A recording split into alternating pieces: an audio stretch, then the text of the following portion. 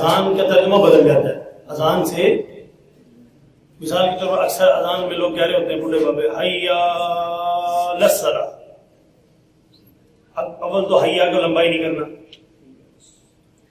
حیا کو یا زبر یا حیا اس سے آگے لمبا کرنے کی اجازت نہیں ہے. سمجھ میں رہتی دوستوں؟ تو پھر حیا لمبا کر کے نا پھر اس کے بعد للصلاۃ. ترجمہ کیا بنے گا؟ آ جاؤ نماز کچھ نہیں. یہ ترجمہ بنتا ہے, یہ ترجمہ بنتا ہے اس کا, نماز کچھ نہیں. پھر حیا للفلاح, آ جاؤ کامیابی کوئی نہیں. یہ ترجمہ بنتا ہے. یہ حقیقت اور اپنی بات کا لفظ کیا ہے؟ حی علی الصلاۃ, آ جاؤ نماز کی طرف. حی علی الفلاح, آ جاؤ کامیابی کی طرف. جس کو لمبا یہاں لکھ کے لگائی تھی میں نے, مائک کے بالکل سامنے اذان لکھ کے لگوائی تھی, اس پہ کوئی مد شد نہیں ہے. بھائی جو اذان کہہ رہے ہیں اس کو سکھاؤ تو صحیح. نہ اذان کہنے والا سیکھنے کے لیے 10 منٹ نکال رہا ہے. سمجھ میں لگی دوستو؟ اور یہ عرف میں جو باہر صبح سویرے سننے کو اذانیں ملتی ہیں, مغرب کی اذانیں عصر کی سننے کو ملتی ہے, اتنا دکھ آتا ہے. کتنے لوگ شوق سے اذانیں کہہ رہے ہیں لیکن انہوں نے سیکھنا گوارا نہیں کیا. یہ تو ہمارے یہاں کچھ بہتر ہو رہی ہے, بزرگ کچھ بہتر کہتے ہیں. باہر تو یہ حالت چل رہی ہے کہ اللہ کی پناہ, خدا کی قسم, بعض اوقات تو ایک لفظ اللہ اکبر سے لے کے لا الہ الا اللہ تک ایک لفظ بھی سمجھ میں, ایک لفظ بھی اذان کے سمجھ. حالانکہ اذان دیکھیں کتنی خوبصورت. اچھا ایک سوال ہے, حضرت ابو بکر صدیق رضی اللہ تعالیٰ عنہ, حضرت عمر بن خطاب رضی اللہ تعالیٰ عنہ, حضرت عثمان غنی رضی اللہ تعالیٰ عنہ, حضرت علی المرتضی شیر خدا رضی اللہ تعالیٰ عنہ کے ہوتے ہوئے, بڑے بڑے صحابہ کے عشرہ مبشرہ کے ہوتے ہوئے سیدنا بلال اذان کیوں کہہ رہے ہیں؟ بتائیں سوال. ہمیشہ مؤذن رسول کون کہلائے نا؟ مؤذن مسجد نبی سیدنا بلال. یہ کوئی عام عمل تھوڑی ہے. بڑے بڑے صحابہ ہیں, ان کو پرمیشن نہیں ہے, رسول اللہ کی طرف سے آرڈر ہے, جو مقرر ہے وہی دے گا. سیدنا بلال ہی دے رہے ہیں کیونکہ انہوں نے بلال آپ صلی اللہ علیہ وسلم سے, سیدنا بلال نے اذان سیکھی جیسی نبی پاک نے سکھائی, انہوں نے ساری زندگی ویسی اذان کہی ہے. یہ بہت ضروری ہے. اس معاملے میں بہت بڑی کوتاہی ہو رہی ہے. بہت بڑی کیا ہو رہی ہے؟ کوتاہی ہو رہی ہے. عرصہ دراز سے آپ اذانیں سنتے آ رہے ہیں, کتنا دکھ پہنچتا ہے آپ دیکھو. ہم نے عربی پڑھی ہوئی نا, عربی اس کو گرامر پڑھی ہوئی ہے, اس حساب سے دیکھ کے خون سڑتا ہے, اندر ہی اندر جل رہے ہوتے ہیں یار یہ لوگ کیسی اذان کہہ رہے ہیں. اذان ایسی ہونی چاہیے, اللہ کا کلام, اللہ کا نام بلند کیا جا رہا ہے, پیارے نبی کا نام بلند کیا جا رہا ہے, نماز کی طرف دعوت دی جا رہی ہے. ایک خوبصورت احسن طریقے کے ساتھ, صحیح الفاظ کی ادائیگی کے ساتھ اذان ہونی چاہیے. یہ نہیں کہ دیکھو میں اس پر بات کرنا چاہوں گا, اذان دینے کی بہت فضیلت ہے, بہت بڑا ثواب ہے, معمولی ثواب نہیں ہے, بہت بڑا ثواب ہے. لیکن اس ثواب کو حاصل کرنے کے لیے پہلے اس کو سیکھنا چاہیے. نہیں چاہیے. بچے بڑے ہوئے ہیں کہ نہیں ہم نے اذان ہم نہیں کہنی ہے, کسی اور کو کہنے نہیں دینی, لیکن 10 منٹ سیکھنے کے لیے نکالنے کے لیے تیار. غلط اذان نہیں کئی جا رہے ہیں, ایک لفظ سمجھ میں نہیں آ رہا, ایک لفظ بھی سمجھ میں.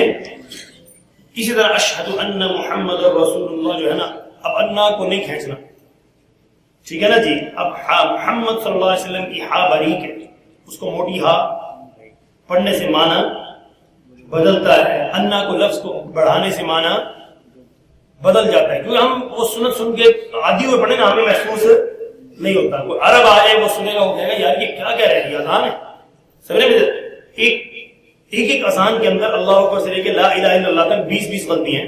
کتنی جی؟ اس کے الفاظ کم ہیں, حروف تو زیادہ ہیں, الفاظ کم ہیں, لیکن غلطیاں کیا ہیں؟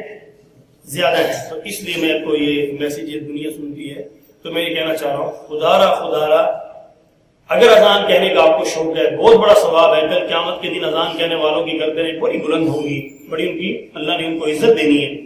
تو اس لیے وہ بہت ضروری ہے کہ اپنے مسجد کے قاری صاحب سے, اپنے مسجد کے امام صاحب سے اسپیشل وقت نکال کر روزانہ 15 منٹ 10 منٹ آدھا گھنٹہ اپنی اذان کیا کریں, ٹھیک ہے, اذان کو کیا کریں, اذان سیکھیں کہ اذان کتنا, کس حرف کو کتنا کھینچنا ہے, کتنا کس حرف کو موٹا پڑھنا ہے, کس حرف کو کیا پڑھنا ہے, باریک پڑھنا ہے. تو شوق ہونا چاہیے, لیکن سیکھنے کے بعد. بغیر سیکھے آپ کو پتا نا کہ گاڑی کے ڈرائیور اس کو سیٹ پہ بھی نہیں بٹھایا جاتا, بھائی نہیں جب پہلے سیکھو نا سر, چیک کرو, ٹھیک ہے نا جی, ڈاکومنٹ ہے کہ نہیں ہے, ہر چیز چیک کی جاتی ہے, پھر اس کو وہ سیٹ دی جاتی ہے. تو یہ آپ صلی اللہ علیہ وسلم کے زمانے میں ہمیشہ سے کتنا بلال رضی اللہ تعالیٰ کی ڈیوٹی مقرر تھی. وہ اسی وجہ سے جو مقرر ہے وہ اپنے وقت مقررہ پر کیا کہے, آ کر اذان کہ اب آپ لوگوں کو یہ بھی پتا ہوتا, جیسے اب کل مغرب کی اذان ہوئی ہے, وقت سے 5 منٹ پہلے اذان شروع ہو گئی. کل یہ مسئلہ بنا, کل یہ آپ سب کے سامنے مسئلہ بنا, وقت سے پہلے اذان ہوئی 5 منٹ پہلے, اب جو بندہ مقرر ہوگا اس کو تو پتا ہوگا کہ وہ ٹائم دیکھ کے اذان کہے گا کہ بھی وقت داخل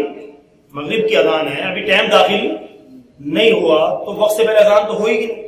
اچھا جو جن لوگوں نے سنی ہے، مثال کے طور پر عورتوں نے اذان سن لی، وہ گھروں میں وہی مصلی بچھا لیں گی حالانکہ نماز کا ٹائم شروع ہے۔ دیکھو جی گھروں میں بعض اذان کا مطلب نہیں، انہوں نے سن لی اذان ہو گئی، اب وہ گھروں میں اپنے مصلی بچھا کے نماز شروع کر دی حالانکہ مغرب پر نہ اذان ادا ہوئی نہ ان کی نماز کیا ہوگی۔ ہے نہیں ہے بھائی، ضروری مسئلہ ہے کہ نہیں؟ بہت ضروری ہے اس کے وقت کا بھی خیال کرنا اور ان کے الفاظ کا بھی کیا کرنا، اذان کے الفاظ کا، کہ جب بھی اذان آپ کو کہنے کا موقع ملے اس سے پہلے ہر آدمی اپنی اذان ٹھیک کر لے، کسی قاری صاحب کو سنا کے ٹھیک کر لے، جہاں غلطیاں نشان لگوا دیں، لکھی ہوئی اذان پرنٹ نکل آتا ہے، آپ نیٹ پہ سرچ کریں آپ کو اذان کا پرنٹ ملے، آپ اس پہ اس کو سنائیں، جہاں قاری صاحب اذان کے آپ کے وہ جو حروف غلط ہیں، غلط حروف پر آپ کے نشان لگا دیں، ان حروف کو ٹھیک کریں، وہ مشق کرتے رہے، انشاءاللہ ایک دن آپ کی اذان خوبصورت اور بہتر ہو جائے گی۔ اور اذان کو خوبصورت بنائیں گے کرنا بھی چاہیے، لیکن آپ عرب میں دیکھیں، آپ ہر مسجد کی اذان خوبصورت آواز میں ہوتی ہے، اس سے انسان کیا دیکھو، حضرت بلال رضی اللہ تعالیٰ کی اذان کیوں ڈیوٹی لگائی تھی، ان کی آواز بڑی خوبصورت تھی، ٹھیک ہے نا جی، بڑی دل کو بھاتی تھی، اور پورے مدینہ جب وہ آپ کو پتا ہے دمشق چلے گئے تھے، پھر وہاں سے جب وہ واپس آئے ہیں تو سب نے فرمائش کی کہ سیدنا بلال رضی اللہ عنہ سے آپ اذان کے، جب انہوں نے پھر اذان کی تو عورتیں تک لوٹی گھروں سے واقعہ ملتا ہے نکل آئیں کہ رسول اللہ پاک صلی اللہ علیہ وسلم کے زمانے کی اذان سن کر۔ تو اس لیے میرے عزیز دوستو، اس میں گزارش کروں گا کہ ہر بھائی جو اذان دینے کا شوق رکھتا ہے پہلے اذان سیکھے گا، جب قاری صاحب اوکے کر دیں گے کہ اب آپ کی اذان ٹھیک ہے، جب وہ اذان کے اور جو مؤذن مقرر ہے اس کی اجازت سے ایک بات۔ اسی طرح اگلی بات، ایک تو ہوئی میں نے اذان کے بارے میں تفصیل سمجھ میں آئے گی کہ نہیں انشاءاللہ، آئندہ جب بھی قاری صاحب اوکے نہیں کریں گے اذان نہیں کریں، جب جہاں بھی غلطی ہے نا، ایک غلطی بھی باقی اذان کہنے کی اجازت نہیں ہونی چاہیے۔ اور اپنے اہل علاقہ میں جو آپ کی مسجدیں ہیں ان مسجدوں میں بھی آپ کی مسجد میں کوئی اذان کہہ رہا ہے اس کو کہیں بھائی قاری صاحب کو کہنے دیں، پہلے ان کی سن لیں اور پھر ایسی کہیں، اگر ایسی کہتے ہیں تو ٹھیک ہے، ورنہ آپ کیا کریں اذان پہلے ٹھیک ہے، اذان جب تیار ہو جائے تو پھر انشاءاللہ ساری زندگی کہتے رہے، یہ بہت بڑا ثواب آپ کے اعمال میں لکھا ہے۔ ایک اسی کے ساتھ میں آپ کو دوسری بات عرض کروں گا، وہ یہ ہے کہ نماز کے بارے میں جو غلطیاں نماز میں آتی ہیں تو وہ بھی آدمی کو سیکھنی چاہیے، درست کرنی چاہیے۔ تو ایک غلطی پر نماز ساری زندگی اسی طرح نماز سے، مثال کے طور پر سب کو معلوم ہے ہمیں کہ بھائی آپ صلی اللہ علیہ وسلم نے سکون کے ساتھ نماز ادا کرنے کا حکم دیا ہے، جتنی آپ کے نصیب میں ہے آپ پڑھ لیں، لیکن پڑھے سکون کے ساتھ پڑھے۔ آپ نے جلدی میں 12 رکعتیں پڑھ لی لیکن رکوع بھی صحیح نہیں کیا، سجدہ بھی صحیح نہیں کیا، تو اس سے بہتر تھا آپ فرض پورے کر لیتے، اسی وقت میں آپ فرائض پورے کر لیتے لیکن ٹھیک سے ادا کر لیتے، سنت پڑھ لیتے موقدہ، جو سنت موقدہ ہوتی ہے ایک سنت غیر موقدہ ہوتی ہے۔ موقدہ جو ہے وہ آپ کو پتا ہے فجر کی نماز سے پہلے 2 سنتیں موقدہ، یہ تو بہت زیادہ تاکید آئی ہے، واجب کے درجے ہے، یہ تو کسی صورت میں چھوڑنی نہیں چاہیے، ایک بات۔ دوسری بات، ظہر سے پہلے کی 4 سنتیں موقدہ ہیں اور ظہر کے بعد کی 2 سنتیں موقدہ ہیں، ان کا اہتمام لازمی کریں، یہ ان کی تاکید، موقدہ کا مطلب جس کی تاکید آئی، جس کی تاکید بیان کی گئی ہے کہ یہ سنتیں پڑھیں، آپ صلی اللہ علیہ وسلم نے اس میں ہمیشہ پڑھی ہیں وہ سنتیں موقدہ۔ پھر آپ آ جائیں عصر پہ، عصر سے پہلے کی 4 سنت جو ہے نا یہ غیر موقدہ ہے، اگر آپ کے پاس وقت ہے پہلے تشریف لے آئیں تو پہلے پڑھ لیں، اگر وقت نہیں ہے تو جماعت کے ساتھ نماز پڑھیں اور چلے جائیں، کوئی گناہ نہیں۔ وقت ہے تو پہلے آئے ہیں مسجد میں، آپ کے پاس اگر آپ 5-7 منٹ ہیں تو آرام سے آپ 4 سنتیں غیر موقدہ پڑھ لیں، آپ کو کیا ملے گا؟ ثواب ملے گا۔ اگر اتنا وقت نہیں ہے تو 2 نفل پڑھ سکتے ہیں تو 2 نفل پڑھ لیں، 2 نفل مسجد میں آ کے صلاۃ المسجد تحیۃ المسجد جو ہے آپ وہ پڑھ لیں، تحیۃ الوضو پڑھ لیں، 2 رکعت نماز پڑھ لیں، باقی جماعت پر، اگر وہ وقت بھی نہیں ہے جماعت کے ساتھ، اگر وقت اتنا ہے۔ اور اس کا بھی خاص اہتمام، جب آپ نے گھڑی دیکھی ہے کہ ابھی یار میرے سنتوں کی ادائیگی کے دوران جماعت تیار ہو جائے گی، صفیں بننے لگ جائیں گی، تو کوشش کر کے سائڈ پہ نماز پڑھنی چاہیے کہ آپ کی وجہ سے صف میں خلل نہ آئے۔ بہت سے لوگ نماز اگلی صف میں سنتوں کی ادائیگی شروع کر دیں گے اور وقت پورا ہو گیا، جب دیکھو ڈیوٹی والے لوگ آتے ہیں اور جانا ہوتا ہے وقت پہ، تو اب ان کے لیے مسئلہ بنتا ہے، تو ایسا ہرگز نہیں کرنا چاہیے۔ اگر آپ کو پتا ہے وقت شارٹ ہے تو آپ ایک کونے میں سنتیں ادا کریں۔ عصر کے بارے میں نے آپ کو عرض کر دیا، عصر کے بعد کوئی سنت نہیں ہے، عصر کے بعد کوئی نفل نہیں ہے۔ 2 چیزیں بات ہے، ایک تو حدیث میں آتا ہے لا صلاۃ بعد الفجر الی طلوع الشمس، لا صلاۃ بعد العصر الی غروب الشمس، فجر کی نماز کے بعد کوئی نماز جائز نہیں ہے سورج کے نکلنے تک، اور عصر کی نماز کے بعد کوئی نماز جائز نہیں ہے سورج کے ڈوبنے تک، سورج کے ڈوبنے تک۔ اس لیے عصر کے بعد کوئی نفل سنت نہیں ہے، اور اسی طرح فجر کی نماز کے بعد کوئی نفل سنت نہیں ہے سورج کے نکلنے کے. سورج نکلنے کے بعد آپ اشراق پڑھ سکتے ہیں, اس کے گھنٹے 2 بعد آپ چاشت پڑھ سکتے ہیں. یہ اچھا, اب آگے ہیں جی مغرب کی طرف. اب اس پہ پہلے ایک بات یہ کلیئر کر دوں, فجر کی نماز کے بعد بعض لوگ سنت ادا کر لیتے ہیں. تو بھائی حدیث یہ ہے فجر کی نماز کے بعد کوئی نماز نہیں ہے اس روشنی میں. ایک صاحب میں آپ کو بتاتا ہوں, ایک صاحب تھے مسجد میں, میں پہلے تھا محلے کی مسجد میں, پرانی بات ہے, تو وہ ہمیشہ آ کے فجر کی نماز جماعت کے ساتھ پڑھتے, فجر کی نماز کے بعد 2 سنتوں کی نیت مار لیتے. اب اس مسئلے کو بہت غور سے سننا. ہمیشہ فجر میں جب آپ کی جماعت کھڑی ہوتی شامل ہونا, اور فجر کی نماز کے سلام پھیرنے کے بعد اپنی 2 سنتیں ادا کرنا. تو میں نے کہا بھائی آپ روز ایسا کرتے ہو؟ انہوں نے کہا جی حدیث میں آتا ہے جی پڑھ سکتے ہیں جی. میں نے کہا صرف ایک بات کا سوال ہے آپ سے, آپ صلی اللہ علیہ سنت کی یہ چیز سمجھنے کی بڑی ضرورت ہوتی ہے. ہر چیز یاد رکھنا, اس چیز کو ابھی میں آپ کلیئر کر دوں. ایک ہوتا ہے حدیث میں آ جانا, ایک ہوتا ہے سنت کا ہونا. سنت کیا عمل ہے, حدیث میں آنا کیا عمل. سنت کو افضلیت ہے. سنت وہ ہوتی ہے جو آپ صلی اللہ علیہ وسلم نے جس کام میں ہمیشہ جو کام ہمیشہ کیا وہ سنت بنے گا.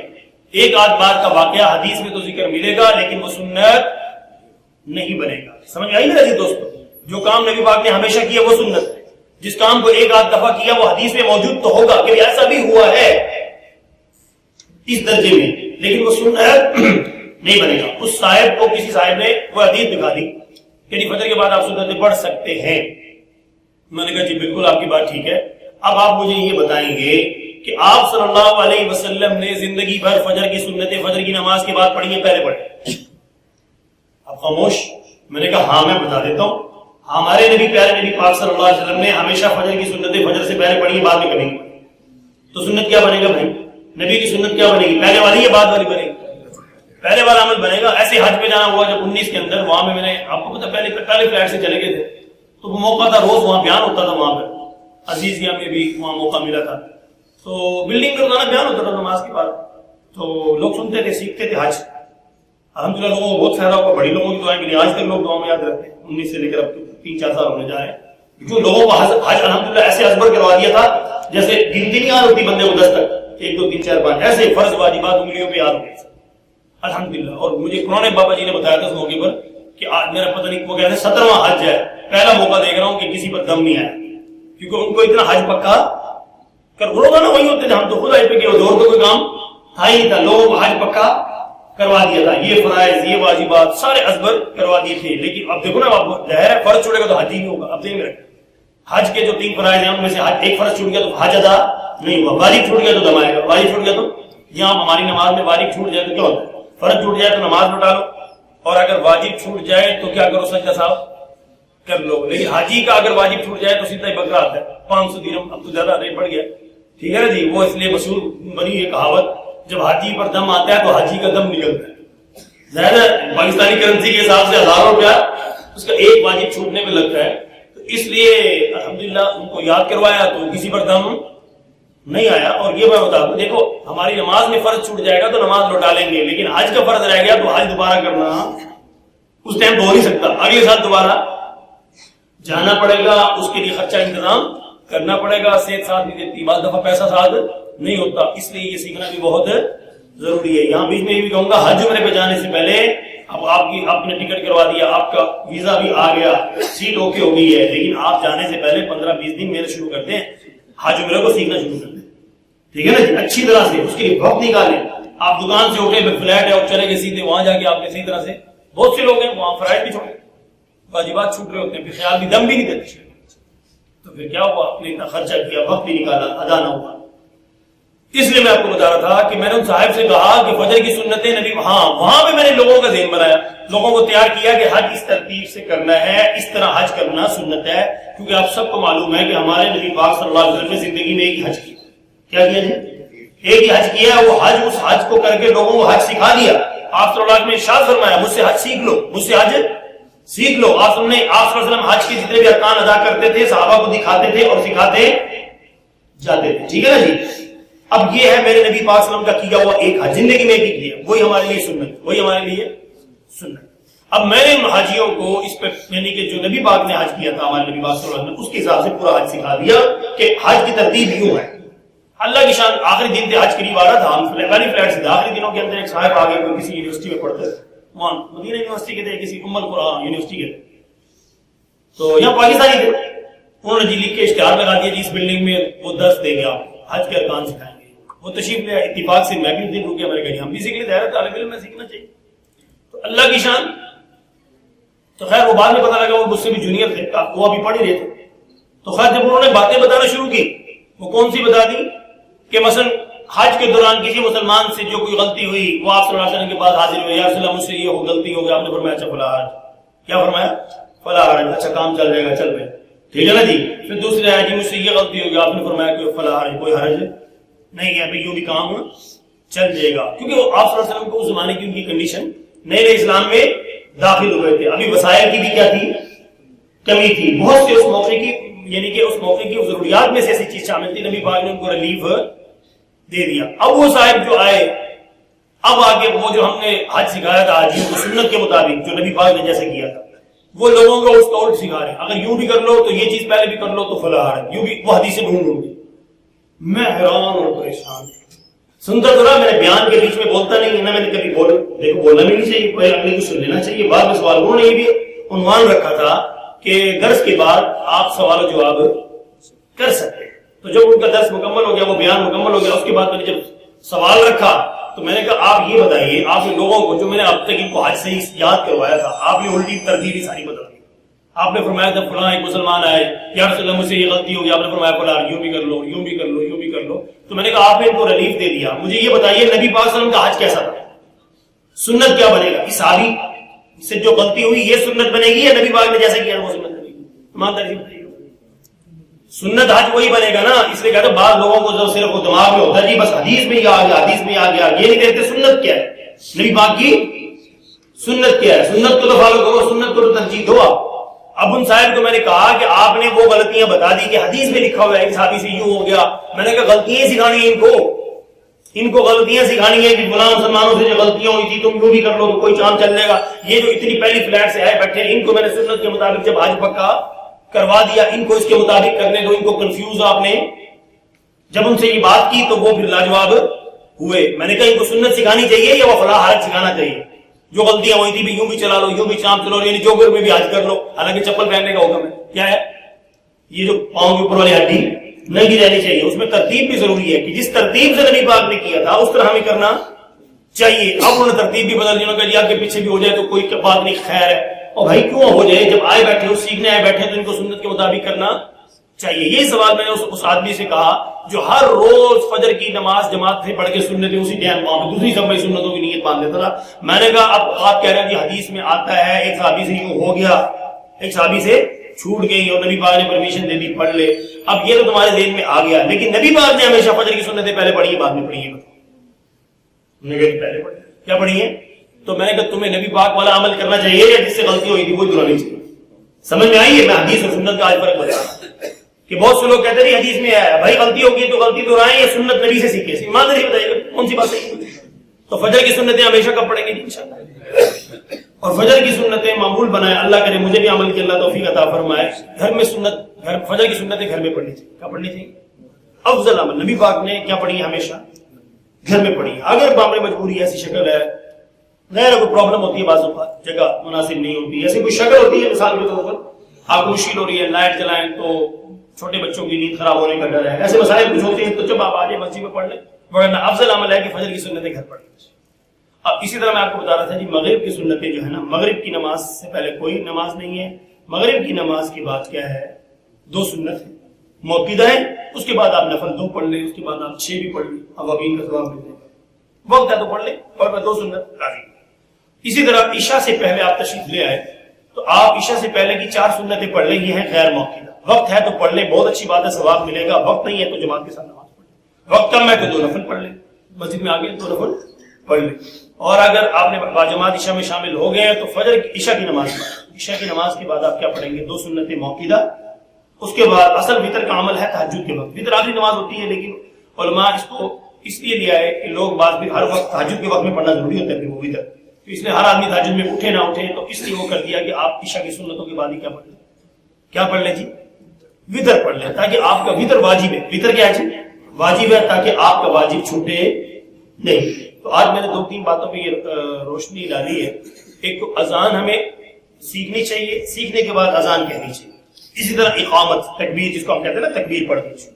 اقامت اس کو بھی سیکھنا چاہیے. بہت سے لوگ تو اس معاملے میں اتنے شرمیلے ہوتے ہیں, کیا جی تکبیر پڑھ لو, نہیں جی وہ کہتے تو پڑھ, وہ کہتے تو پڑھ. بھائی اس کو سیکھنی تو چاہیے نا جی, اتنی تو آنی چاہیے. جب کہا جائے ہم, اور کوشش کی جائے امام کے پیچھے وہ آدمی کھڑا ہو, ہمیشہ یہ بھی اہتمام ہے امام کے پیچھے وہ آدمی کھڑا ہو. اگر امام خدا نخواستہ وضو ٹوٹ جائے, کوئی مسئلہ امام کے لیے بن جائے, تو سارے نمازیوں کی نماز مت ٹوٹ جائے. اس کے لیے طریقہ ہوتا ہے کہ امام کو جب خطرہ ہو کہ میرا وضو ٹوٹنے والا ہے, تو اپنے سے پیچھے والے آدمی کو اپنی جگہ کھڑا کر, اپنے سے پیچھے والے کو اپنی جگہ کھڑا کر دے. وہ نماز وہیں سے سٹارٹ, وہیں سے اس نماز کو کنٹینیو کر دے جہاں سے امام نے چھوڑی ہے. امام وضو کرنا چلے جائے, ٹھیک ہے نا جی. اس کا ایک طریقہ ہے, وہ کسی میں انشاءاللہ تفصیل سے عرض کریں گے. بعض لوگوں کو شوق ہوتا ہے بالکل امام کے پیچھے. اگر آپ امام کے پیچھے کھڑے ہو تو آپ دیکھو کہ آپ نماز کے مسائل سے واقف ہیں, آپ کو آپ کی سنت کے مطابق داڑھی ہے, آپ نماز کے مسائل سے واقف ہیں, تب تو آپ امام کے پیچھے. اگر خدا نخواستہ آپ کو آگے کرنا پڑ جائے, آپ کو قرآن اتنا پڑھنا, عشاء کی نماز ہے, یہ فجر کی نماز میں آپ امام کے پیچھے کھڑے ہیں, تو آپ کو اتنی قرات صحیح